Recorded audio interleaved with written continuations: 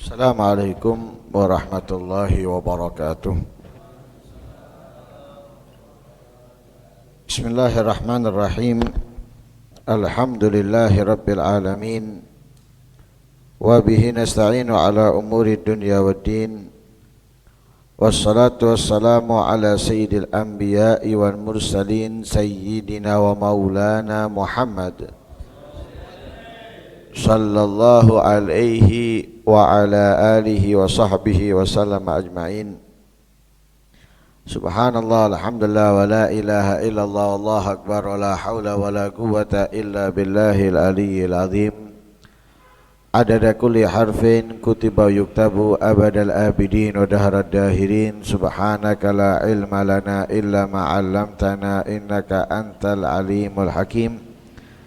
Nawaitu ta'alluma wa ta'lim wa naf'a wal intifa' wal mudzakarata wat tadhkir wal ifadata wal istifadah wal hatha ala tamassuki bi kitabillahi wa sunnati rasulihi wad du'a ila al huda wad dilala ala al khair ibtigha'a wajhillahi wa mardatihi wa qurbihi wa thawabihi min Allah ta'ala. Al-Fatihah ila hadrati sayyidina Rasulullah Muhammad bin Abdullah wa abai wa ikhwanihi minal anbiya wal mursalin. Salawatullah wa salamu alaihim ajma'in wa azwaji Rasulullah wa ahli baiti wa dhurriyyati wa ashabihi wa tabi'in wa man tabi'ahum bi ihsanin ila yaumiddin. Wal arwah jamil awliya was salihin wa syuhada wal muqarrabin wal ulama'il amilin wal fuqaha wal muhaddithin wal mufassirin wa a'immatul mujtahidin wa muqallidihim wa jami'i musannifil kutubin nafi'ah, khususan al-ruh al-imam Yahya bin Sharafuddin an-Nawawi wal ruh bil irsyad wa ghuthil ibad wal bilad al-habib Abdullah bin Alawi bin Muhammad al-Haddad wa usulihim wa furu'ihim wa masyayikhihim wa talamidatihim al-muntasibina wa muhibbihim al-mutalikin bihim wal arwah walidina wa walidikum wa amwatina wa amwatikum wa amwatul muslimin wal arwah jami' masyayikhina wa muallimina wa dhawil huquq alaina wa amwat ahli hadhihi balda min ahli la ilaha illallah wa ahyahum ila yaumiddin. Anna Allah yaghfir lahum wa yarhamuhum wa yuskinhum al-jannah wa yu'idu alaina min barakatihim asrarihim anwarihim wa ulumihim wa nafahatihim fid din wa dunya wal akhirati. Al-Fatihah.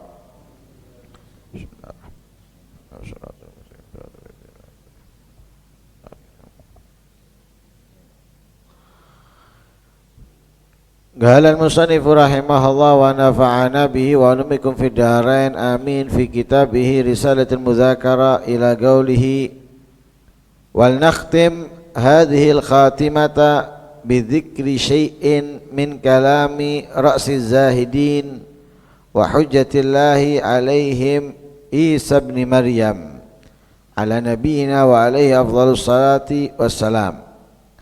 Qala Isa alaihi salam, ad-dunya qantarah fa'buruha wa la ta'muruha ya talibad dunya litabarra biha tarkuka lid-dunya abar wa abar.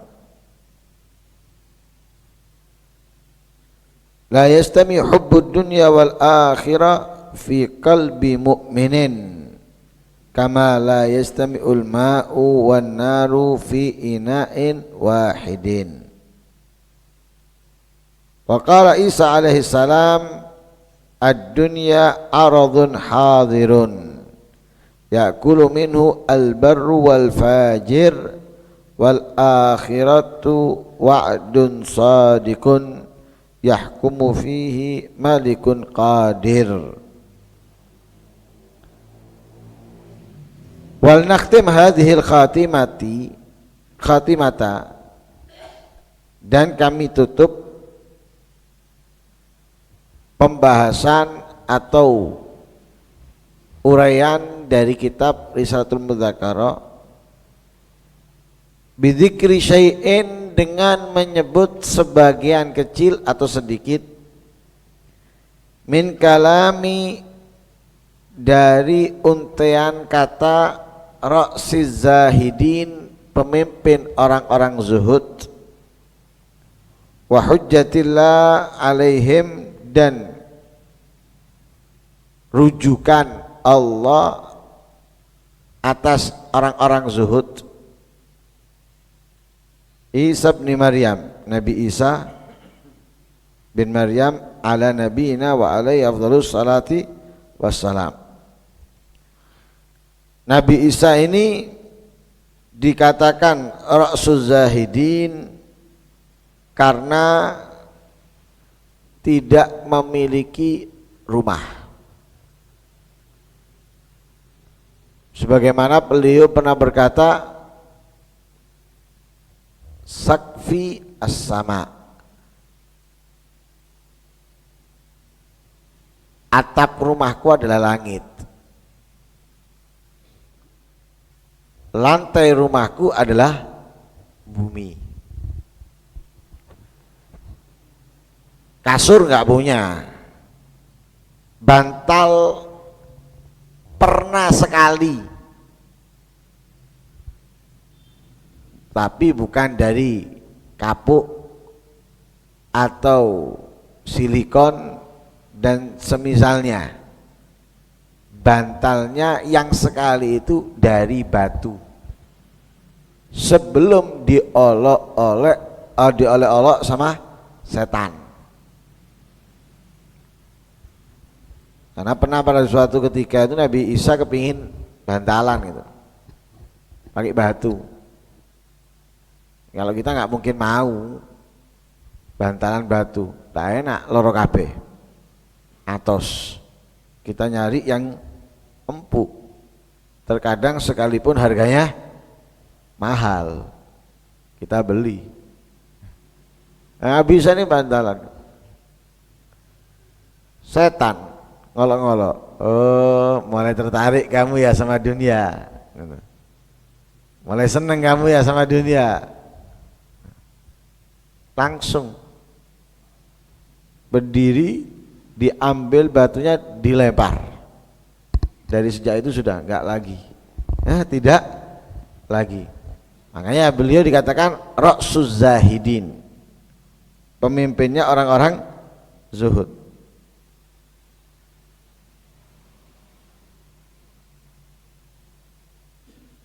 Lah, beliau juga menjadi hujjatullah alaihim. Nanti di hari kiamat, orang itu kalau mengeluh kepada Allah karena kemiskinan,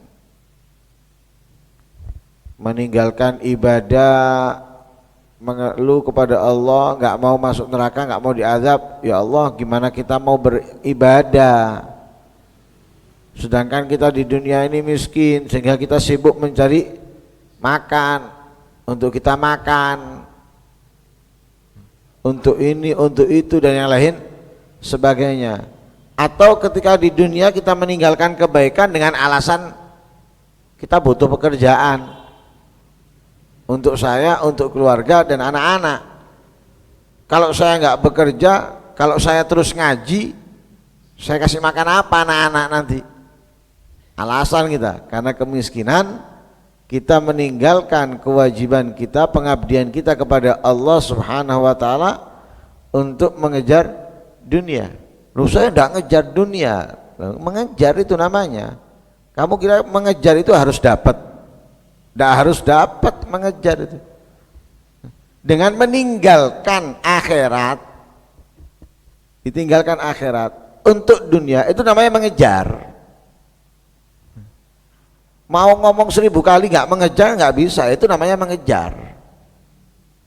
Akhirat ditinggal demi dunia, itu namanya mengejar. Kamu dapat banyak atau sedikit, nggak dapat sekalipun, tetap itu namanya mengejar.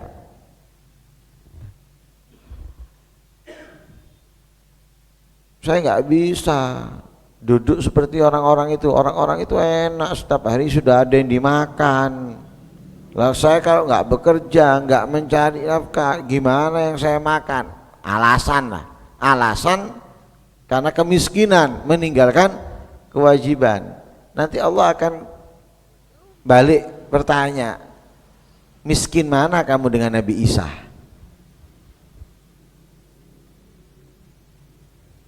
Semiskin-miskinnya kita masih tinggal di dalam rumah.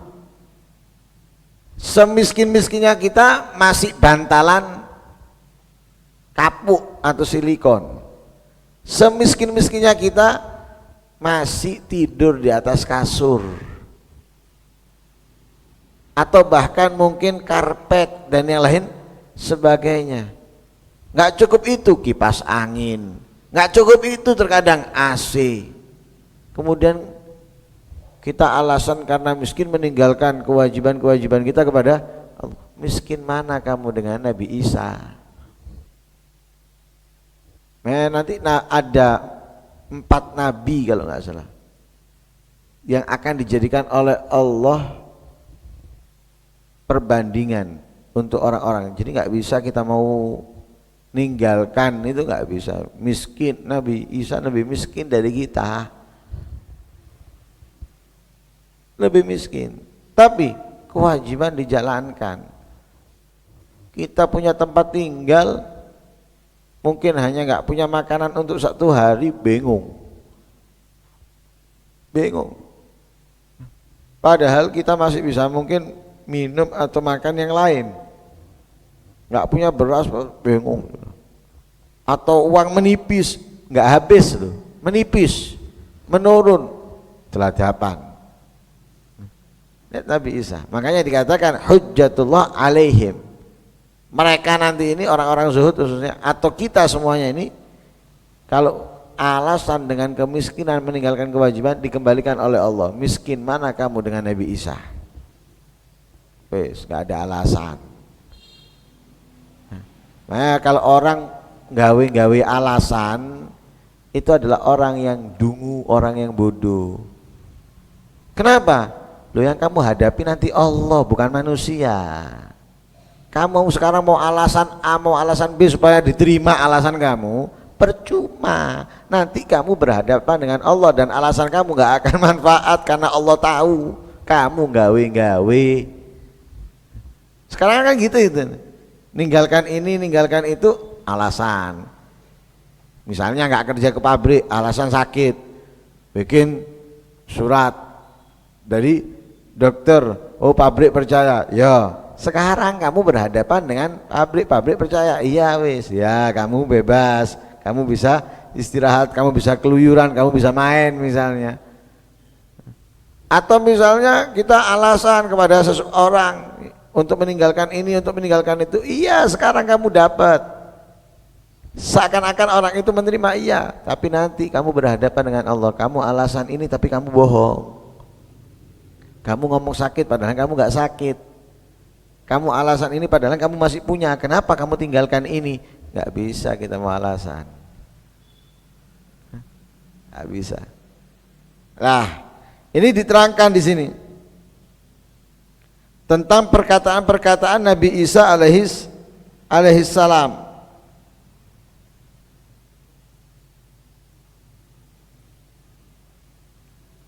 Nah, perkataan Nabi Isa tentang apa? Tentang dunia. Jadi perkataan-perkataan Nabi Isa tentang dunia. Yang pertama, Nabi Isa berkata, ad-dunya kontorotun. Dunia itu bagaikan jembatan. Fa'buruha. Jembatan itu lewati. Memang jembatan tempat untuk lewat. Sebagus apapun jembatannya, hanya sekedar untuk lewat. Suramadu buat apa? Buat lewat dari Surabaya ke Madura. Itu mau di Palembang, jembatan Ampera. Wah, dulu bisa naik bisa turun. Buat apa? Untuk lewat. Kendaraan lewat, mobilnya, motornya, sepedanya, truknya hanya lewat. Di Eropa, di Amerika, walaupun yang terpanjang jembatan di atas laut dan semisalnya, tetap hanya untuk lewat. Itu jembatan. Jadi sifatnya jembatan sebagus apapun, semahal apapun, hanya sekedar untuk lewat. Ini bangunnya miliaran, bahkan sudah mencapai T, tetap hanya untuk lewat. Jadi mengeluarkan duit sebesar apapun, sebanyak apapun hanya untuk lewat. Itu jembatan. Makanya diberitakan apa? Fa'buruha, lewati aja.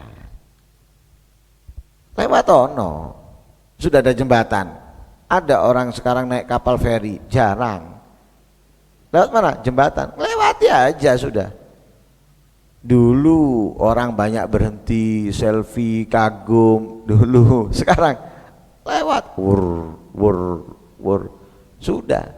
Memang sesuatu yang baru itu wajar lah, orang wajar, tapi setelahnya mereka sudah sadar iki jembatan, lewat tok wis. Kalau dulu dijaga, dikit-dikit polisi lewat diubrak, tidak boleh berhenti. Sekarang polisi tidak gelem wisan. Kenapa? Orang-orang sudah nggak ada yang berhenti, jarang, sudah semuanya lewat. Lewat tok. Itu diperintahkan Nabi Isa, fa'buruha wala ta'muruha. Lewati, jangan kamu makmurkan. Itu diapakno jembatan. Mau dimakmurkan gitu. Dibangun restoran atau dibangun hotel atau dibangun apartemen, rubuh. Nggak ada, dimanapun jembatan nggak mungkin dibangun, nggak mungkin dimakmurkan, nggak mungkin. Dengan restoran nggak mungkin. Kalau pantai sebelahnya iya, tapi kalau jembatan nggak ada. Di mana jembatan yang dibangun di atas jembatan tersebut? Restoran, hotel atau apartemen? Nggak nemu. Walaupun di Eropa, walaupun di Amerika nggak nemu. Apalagi di Indonesia, nggak ada. Makanya wala ta'muru, jangan dimakmurkan. Nah ini dunia. Dunia itu bagaikan jembatan, lewat ono toh, tidak usah dimakmurkan. Buat apa kamu makmurkan? Jembatan, dunia ini jembatan, tidak usah dimakmurkan. Kamu makmurkan model apa dunia ini? Tidak layak untuk dimakmurkan. Allah dalam ayat Al-Quran itu tidak memerintahkan kita memakmurkan dunia, tapi yang diperintahkan oleh Allah Pak, memakmurkan masjid. Innama ya'muru masajidallahi, masajidallah, masjid-masjidnya Allah, bukan rumah, bukan gedung, bukan istana, tapi masjid yang diperintahkan Allah untuk dimakmurkan. Kenapa? Masjid itu tempatnya di dunia, tapi bukan dunia. Masa masjid untuk dagangan? Masjid untuk bisnis? Enggak. Masjid untuk apa? Masjid untuk sholat, masjid untuk berzikir, masjid untuk membaca Al-Quran, untuk berdoa, untuk mencari ilmu. Masjid nggak layak untuk dunia, nggak layak. Makanya kalau ada orang di masjid pembahasannya dunia, apalagi sampai jual beli, diperintahkan oleh Rasulullah SAW, doa no rugi. Diperintahkan oleh Rasulullah, doakan orangnya itu rugi, bukan untung. Padahal kalau kita perhatikan Rasulullah itu mengajarkan kepada kita itu untuk apa? Peduli dengan yang lain, membantu, menolong, kan gitu yang diajarkan oleh Rasulullah. Tapi ketika di masjid, Rasulullah tidak mengajarkan seperti itu. Doakan rugi. Ada orang akad jual beli atau tawar menawar di masjid, doakan Allah nggak menguntungkan, Allah merugikan daganganmu atau bisnismu. Kok bisnis? Ngumumkan barang hilang di masjid, ngumumkan barang hilang di masjid. Katanya Rasulullah, doakan supaya nggak ketemu barangnya. La raddallahu dhalatak, mudah-mudahan Allah tidak mengembalikan barangmu yang hilang. Kenapa? Nggak layak sama sekali, tidak pantas sama sekali. Di masjid, tempat untuk beribadah kepada Allah, mengingat Allah, dunia yang dibahas, dunia yang diceritakan, atau keindahan kemewahannya. Nggak pantas. Makanya hanya masjid yang diperintahkan oleh Allah untuk dimakmurkan, sehingga masjid menjadi tempat yang paling dicintai Allah di bumi. Sebagaimana Nabi SAW bersabda, ahabbul biladi ilallahi masajiduha. Paling dicintai tempat di bumi oleh Allah Subhanahu wa taala masajiduha, masjid-masjidnya. Bahkan Allah di dalam salah satu kitabnya yang diturunkan di atas dunia mengatakan masjid itu adalah baiti. Inna buyuti fi ardi al-masajida, katanya Allah. Sesungguhnya rumah-rumahku di bumiku adalah al-masajid, masjid-masjid. Jadi makanya masjid itu dinisbatkan rumahnya Allah. Kemana? Baitullah. Mana Baitullah? Masjid. Lah Allah memerintahkan kita memakmurkan masjid, bukan memakmurkan dunia. Enggak ada di dalam ayat Al-Quran. Kita cari, enggak ada. Makmurkan dunia, enggak ada. Hadisnya Nabi, enggak ada. Makanya Nabi Isa mengibaratkan dunia ini seperti jembatan lewatono, tok jangan dimakmurkan.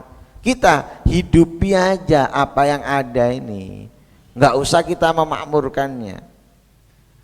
Lalu beliau berkata, ya talibad dunya litabarra biha. Pencari dunia, litabarra biha, untuk kamu berbuat baik dengannya. Ada kan orang kerja nyari apa? Saya kepingin sedekah, saya kepingin membantu fuqara wal masakin. Jadi mencari dunia niatnya bagus, niatnya baik, bantu fuqara wal masakin, bantu anak-anak yatim, pembangunan masjid, musola atau madrasah, bagus niatnya, istimewa. Nyari dunia untuk kebaikan. Ini sapaan Nabi Isa kepada mereka, wahai pencari dunia untuk berbuat baik dengannya, atau untuk melakukan kebaikan dengan dunianya. Apa kata Nabi Isa? Tarkuka laha abaru wa abar. Tapi kamu meninggalkan mencari dunia sekalipun untuk kebaikan, itu lebih baik dan lebih baik. Lo nyari untuk kebaikan lo ini, bukan untuk kemaksiatan, bukan untuk sombong. Nyari untuk kebaikan, untuk bisa bersedekah, untuk bisa membantu, bukan untuk kemaksiatan. Apalagi nyari untuk kemaksiatan. Untuk apa? Bondo togel. Untuk apa? Supaya tambah akeh tuku ombenani. Untuk apa? Loh, ya jauh lebih lagi nih. Yang untuk kebaikan aja kita meninggalkan mencari dunia, lebih baik, lebih baik. Apalagi yang untuk kemaksiatan, wah tidak bisa dibandingkan sudah, nggak bisa dibandingkan. Orang alasannya seperti itu, banyak orang alasannya. Hanya apa? Alasannya pertama untuk kebaikan dirubah. Makanya katanya Nabi Isa meninggalkan itu lebih baik. Karena apa? Orang yang mencari untuk kebaikan ini masih di tengah jalan tertipu. Akhirnya apa? Nggak sesuai dengan tujuan awalnya. Tujuan awalnya untuk bersedekah, tujuan awalnya untuk membantu, tapi kalau dikucur rezekinya, diguyur rezekinya, langsung berubah. Jari ini biyen kayak membantu, kok enggak tahu membantu. Jari ini biyen untuk ini, untuk itu, kok enggak tahu ketok ngei. Wah, macam-macam berubah. Makanya katanya Nabi Isa, sekalipun seperti itu, meninggalkannya lebih baik dan lebih baik. La yastami hubbud dunya wal akhirah fi qalbi mu'minin. Cinta dunia, cinta akhirat itu enggak mungkin bisa menjadi satu di hati orang beriman. Karena dunia ini dengan akhirat bagaikan barat dan timur. Nggak bisa kita jadikan satu, nggak bisa, beda. Mana barat, mana timur. Lah nggak bisa dijadikan satu. Dunia dengan akhirat dijadikan satu di hati orang iman nggak mungkin. Salah satunya, anak jalan dua-duanya nggak mungkin, tidak mungkin. Salah satunya, imma akhirat, imma dunia, antara akhirat atau antara dunianya. Salah satu, nggak mungkin kedua-duanya. Nggak ada orang aktif masjid, musola, pengajian, cinta, kemudian hatinya juga cinta dunia. Enggak, pasti dunianya lebih besar atau akhiratnya lebih besar. Salah satunya dicintai, nggak mungkin kedua-duanya. La yastami'u hubbud dunya wal akhirah fi qalbi mu'minin kama la yastami'ul ma'u wan naru fi ina'in wahidin, sebagaimana api dengan air nggak mungkin bisa di tempat yang sama. Nggak bisa. Api nyala, air datang, mati. Nggak bisa di tempat yang sama. Ada air, api, mati. Sendiri-sendiri, air tempatnya sendiri, api tempatnya sendiri. Ditempatkan di satu tempat, mati. Makanya kalau kita mau naruh air di api harus ada apa? Wadahnya yang terbuat dari besi, alumini atau semisalnya, baru bisa. Tapi apakah itu kumpul? Tidak kumpul. Kenapa? Terpisah dengan halangan. Tapi kalau kumpul jadi satu, nggak bisa. Hati dan dunia dan akhirat jadi satu di dalam hati. Nggak ada seketan, nggak bisa. Lu tak seket hatiku, nggak iso diseket, ya apa nyekete? Nggak bisa diseket.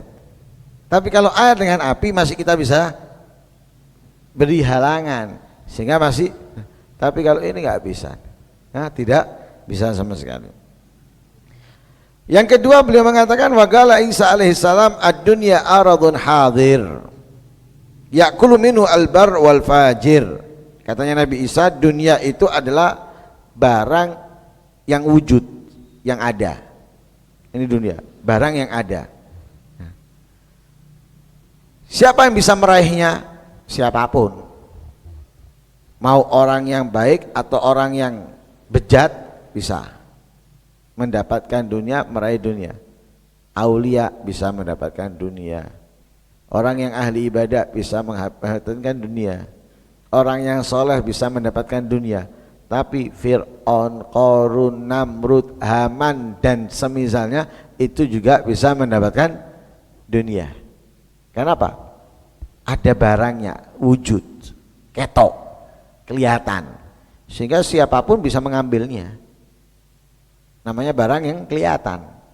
Barang yang kelihatan, siapapun bisa mengambilnya. Yang ngambil orang baik atau yang ngambil orang jahat bisa. Berarti bebas, dunia itu bebas untuk siapapun. Tapi wal akhiratu wa'dun shadiqun. Akhirat itu enggak wujud, enggak kelihatan. Akhirat tidak kelihatan. Tapi janji yang pasti. Janji yang pasti. Keistimewaan akhirat, keutamaan akhirat, kemuliaan akhirat itu pasti. Karena apa? Karena yang menyatakan Allah Subhanahu wa ta'ala, bukan hanya Nabi tapi Allah. Allah dalam ayat Al-Quran mengatakan mana? Wal akhiratu khairun wa abqa, atau walal akhiratu khairun laka minal ula. Jelas sudah.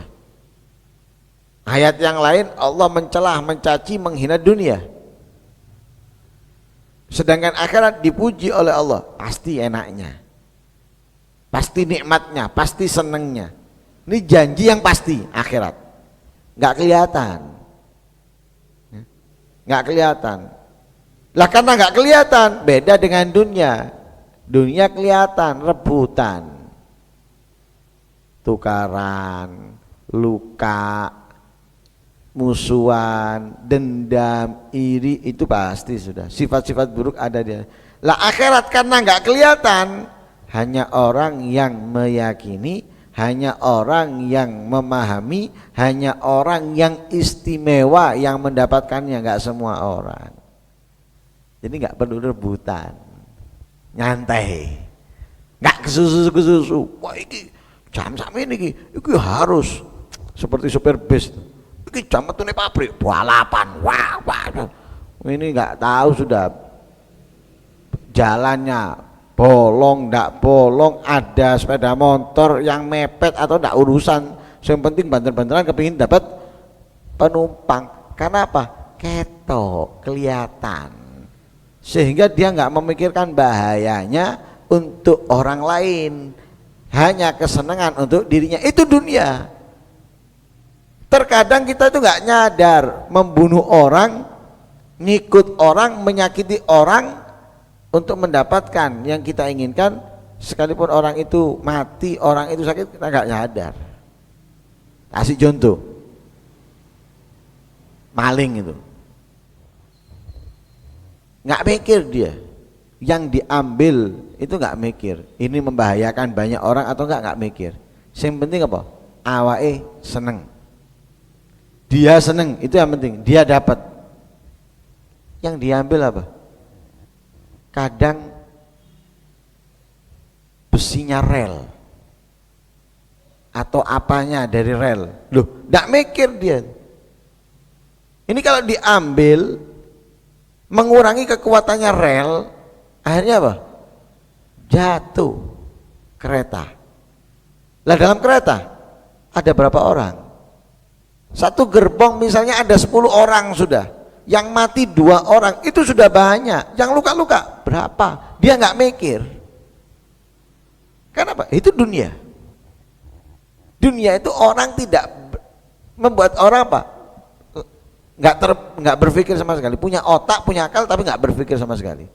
Nggak tahu dia kalau dia itu membahayakan banyak orang, nggak tahu. Itu dunia. Yang penting bagaimana aku dapat. Mau orang lain dapat nggak dapat, itu dunia. Tapi kalau akhirat enggak. Masing-masing itu merasa pasti dapat, jadi nggak rebutan. Mau ini dulu, mereka nggak khawatir. Kenapa? Pasti dapat, pasti dapat. Kalau dunia, karena nggak pasti dapat, rebutan.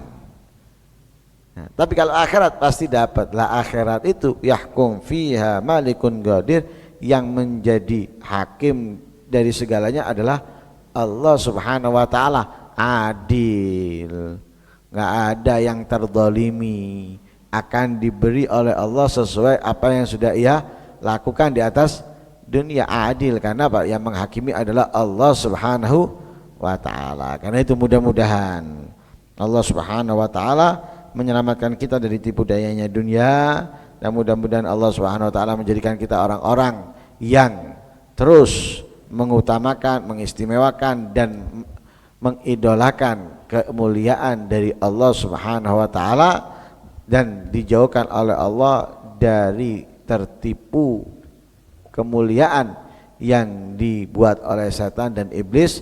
Karena itu semuanya fata morgana. Amin Allahumma amin. Wassallallahu alaihi wasallam Muhammadin nabiyil ummi wa alihi wasallam walhamdulillahi rabbil alamin.